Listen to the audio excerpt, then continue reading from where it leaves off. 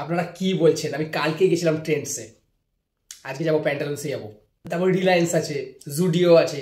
এইসব জায়গায় আমার একটা জিনিস খুব ভালো লাগে, যে ওইসব জায়গায় গেলে ভালো মালপত্র পাওয়া যায় তো, ভীষণ ভালো ছবি তোলা যায়। কিন্তু দাদা ওটা তো জামা কাপড় কেনার জায়গা। হ্যাঁ জানি তো, কিন্তু আমাকে ছোটবেলা থেকেই মা বাবা শিখিয়েছে যে ইলেকট্রিক তারে কখনো হাত দিতে নেই, তাহলে মারা পড়বে। সেই কারণে আমি হাত দিই না। আর একটা কথা আপনাদের না বললেই নয়, এই যে আমার অদম্য একটা সাহস এসছে, মানে এইসব শোরুমে পা রাখার যে সাহসটা এসছে, আর এই সাহসের পেছনে যে আগুন ধরিয়েছে আমার বন্ধু সুমিত, ওকে আমি কোনোদিন ক্ষমা করবো না। ওই হারামজাদা আমাকে এতদিন বুঝিয়েছে যে কাউকে যদি তোমার কিছু দেওয়ার মন থাকে, যদি মন চায়, মন থাকলেই হয়ে যায় দেওয়া।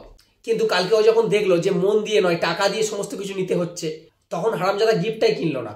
আর গিফটটা যাকে দেওয়ার কথা ছিল সেটাকে আর কেউ নয়, আমি।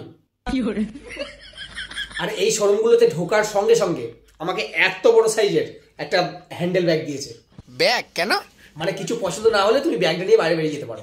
হট, কিচ্ছু জানে না। ওটা ব্যাগে কিছু পছন্দ হলে ওর মধ্যে রাখতে হবে, দিয়ে একসঙ্গে বিল হবে।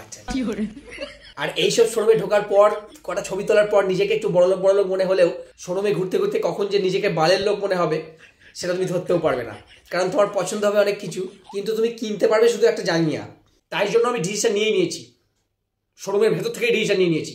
কারণ ওখানে এসি চলছিল, ঠান্ডা মাথায় ডিসিশন নিলে ডিসিশনটা ঠিক হয় আমি শুনেছি।